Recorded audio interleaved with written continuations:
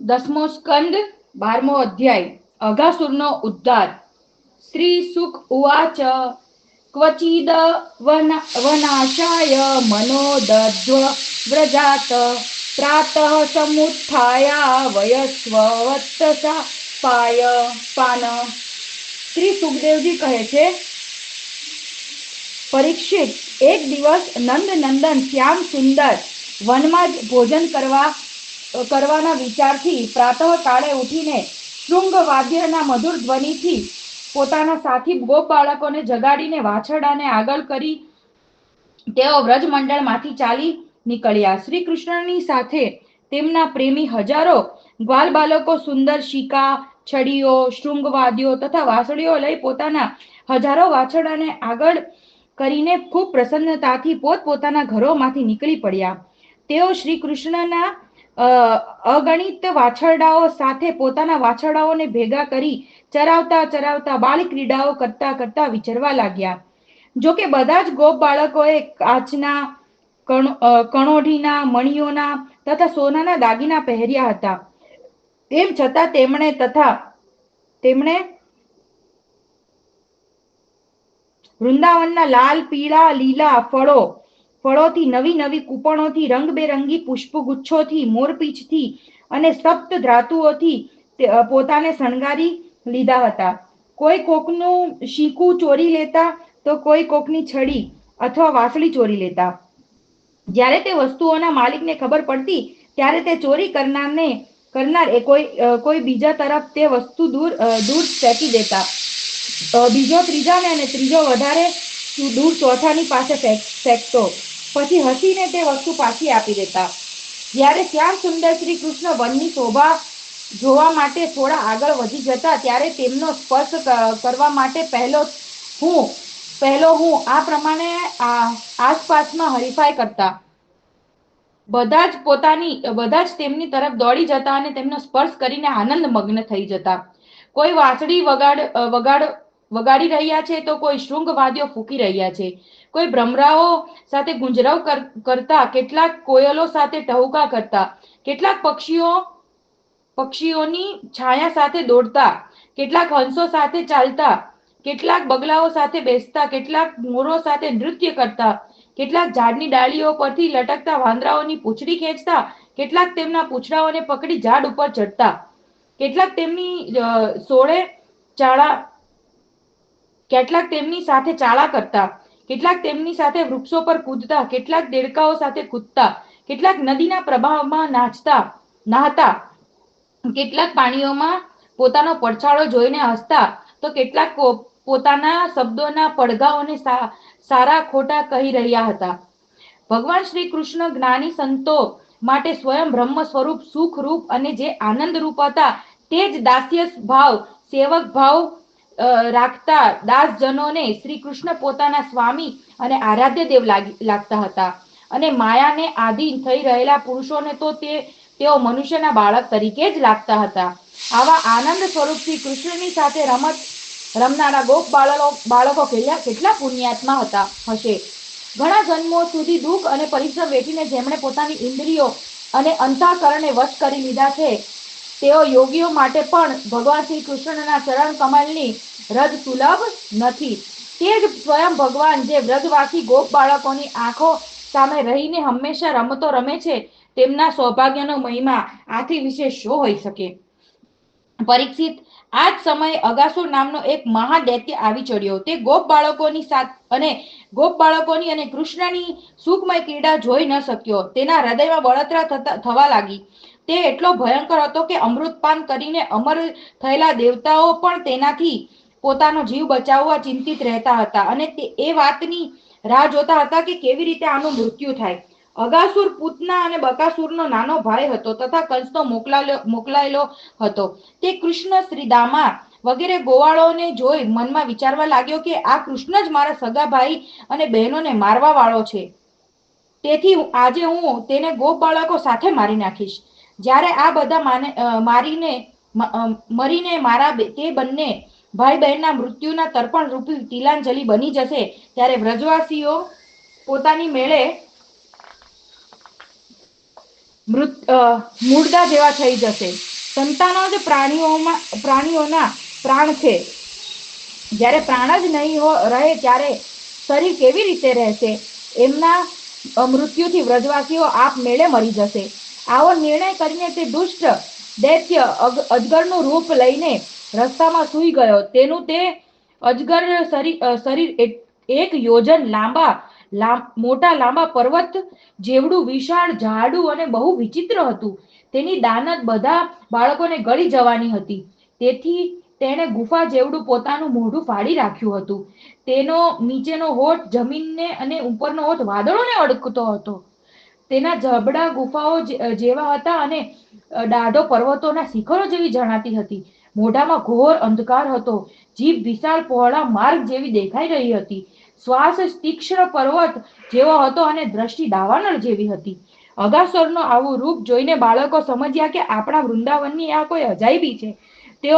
તેઓ જોઈને સર્વ ગોપ બાળકો ભ્રાંતિથી અને એને વૃંદાવનની સુંદર ગુફામાંની રમતમાં તેની અજગરના પહોળા મુખ સાથે સરખામણી કરવા લાગ્યા. કોઈ કહેતું, મિત્રો, અચ્છા બતાવો તો આ જે આપણી સામે કોઈ પ્રાણી જેવું કંઈક બેઠું છે તે આપણને ગળી જવા માટે ખેલેલો અજગરના મોઢા જેવું નથી? બીજાએ કર્યું, ખરેખર સૂર્યના કિરણ પડવાથી જે વાદળા લાલ થઈ ગયા છે તે જેવા દેખાય છે. તે જાણે બરાબર અજગરનો ઉપરનો હોઠ હોય અને તે જ વાદળામાં પડછાયાથી આ જે નીચેની જમીન લાલ દેખાય છે તે જ તેનો નીચેનો હોઠ હોય એવું લાગે છે. ત્રીજા ગોપ બાળકે કહ્યું, હા, સાચું જ છે. જુઓ તો ખરા, શું આ ડાબી અને જમણી બાજુની પર્વતની ગુફા અજગરના જબડાની સરખામણી નથી કરતી? અને ઊંચી ઊંચી શિખરોની હારમાળા તો સ્પષ્ટ રૂપે અજગરની દાઢો જેવી લાગે છે. ચોથાએ કહ્યું, જીભ જેવી જ જણાય છે.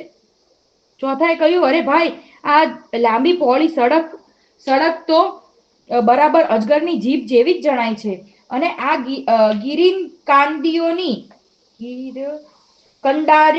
કંદારાઓની વચ્ચેની અંધકાર તો તેના મોઢાની અંદરના ભાગને આબેહૂબ પ્રતિકૃતિ છે. કોઈ બીજા ગોવાળે કહ્યું, જુઓ જુઓ, એવું જણાય છે કે જ્યારે અહીં જંગલમાં આગ લાગી છે તેથી આ ગરમ અને તીક્ષ્ણ હવા આવી રહી છે. પરંતુ અજગરના શ્વાસ સાથે આનો કેવો મેળ બેસી ગયો છે. એને એ જ આગમાં બળી ગયેલા પ્રાણીઓના જેવી સુગંધ પણ આવી રહી છે.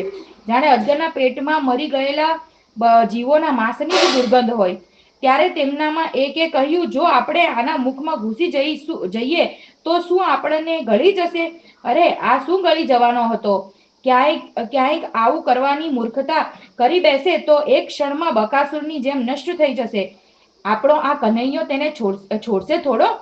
આ પ્રમાણે કહેતા કહેતા તે ગોપ બાળકો બકાસુરને હણનારા શ્રી કૃષ્ણના સુંદર મુખ જોતા અને તાલીઓ પાડતા પાડતા હસતા હસતા અગાસુરના મુખમાં ઘૂસી ગયા. પણ અજગરના રૂપવાળો તે રાક્ષસને ન જાણતા તે બાળકોનું પૂર્વોક્ત મિથ્યા ભાષણ સાંભળીને શ્રી કૃષ્ણએ જાણી લીધું કે અજગરનું રૂપ ધારનારો અસુર જ છે. તેઓ સમસ્ત પ્રાણીઓના હૃદયમાં નિવાસ કરે છે. તેથી તેનાથી કશું છુપું રહી શકે? છતાં આ બાળકો તે મિથ્યા પહાડ જેવો જણાય છે એવો વિચાર કરી બાળકોને અટકાવવાનો ભગવાને વિચાર કર્યો. એટલામાં તો તે બાળકો વાછરડા સાથે તે અજગરના મુખમાં પેસી ગયા. પરંતુ રાક્ષસ અગાસુર મરણ પામેલા પોતાના ભાઈ બહેનની યાદ કરી બકાસુરના શત્રુ શ્રી કૃષ્ણના પ્રવેશવાની રાહ જોતો પેલા બાળકો કે વાછરડાને ગળી ગયો નહીં. ભગવાન શ્રી કૃષ્ણ સૌના અભય આપવા વાળા છે. જ્યારે તેમણે જોયું કે આ બિચારા ગોપ બાળકો કે જેમનો એકમાત્ર રક્ષક હું જ છું મારા હાથમાંથી નીકળી ગયા અને જેમ ઘાસનું તણખલું ઉડીને અગ્નિમાં જઈ પડે તે જ પ્રમાણે પોતાની મેળે મૃત્યુરૂપી અગાસુરની જઠરાગ્નિનો કોળિયો બની ગયા. ત્યારે દૈવની આ વિચિત્ર લીલા જોઈને ભગવાને ભારે વિસ્મરણ થયું અને તેમનું હૃદય દયાથી પીગળી ગયું. તેઓ વિચાર કરવા લાગ્યા, હવે મારે શું કરવું જોઈએ? એવો કયો ઉપાય છે જેનાથી આ દુષ્ટનું મૃત્યુ પણ થઈ જાય અને આ સંત સ્વભાવના ભોળા ભલા બાળકોની હત્યા પણ ન થાય? આ બંને કામ કઈ રીતે થઈ શકે? પરીક્ષિત, ભગવાન શ્રી કૃષ્ણ ભૂત, ભવિષ્ય અને વર્તમાન બધાને પ્રત્યક્ષ જોઈ રહે છે. તેમના માટે એનો ઉપાય જાણી લેવો તો કોઈ કઠણ નથી. તેઓ પોતાના કર્તવ્યોનો નિશ્ચય કરી સ્વયં અજગરના મુખમાં ઘૂસી ગયા. તે જોઈને વાદળોમાં છુપાયેલા દેવતાઓ ભયંકર હાય હાય પોકારી ઉઠ્યા અને અગાસુરના હિતેશી કંસ વગેરે રાક્ષસો હર્ષ પ્રગટ કરવા લાગ્યા. 2 મિનિટ કૃષ્ણ, પાણી પી લો.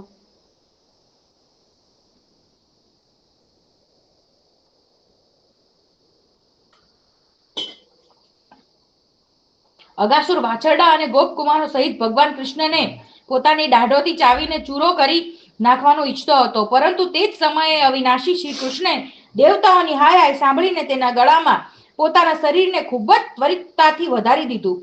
ત્યાર પછી ભગવાને પોતાના શરીરને એટલું વિશાળ કરી દીધું કે તેનું ગળું રૂંધાઈ ગયું. તેની આંખો બહાર નીકળી ગઈ. તે વ્યાકુળ થઈને ખૂબ તફડવા લાગ્યો. શ્વાસ રોકાઈને આખા શરીરમાં ભરાઈ ગયો અને છેવટે બ્રહ્મરંધ્ર ભેદીને તેના પ્રાણ નીકળી ગયા. તે જ પ્રમાણે પ્રાણીઓ સાથે તેની ઇન્દ્રિયો પણ શરીરની બહાર થઈ ગઈ.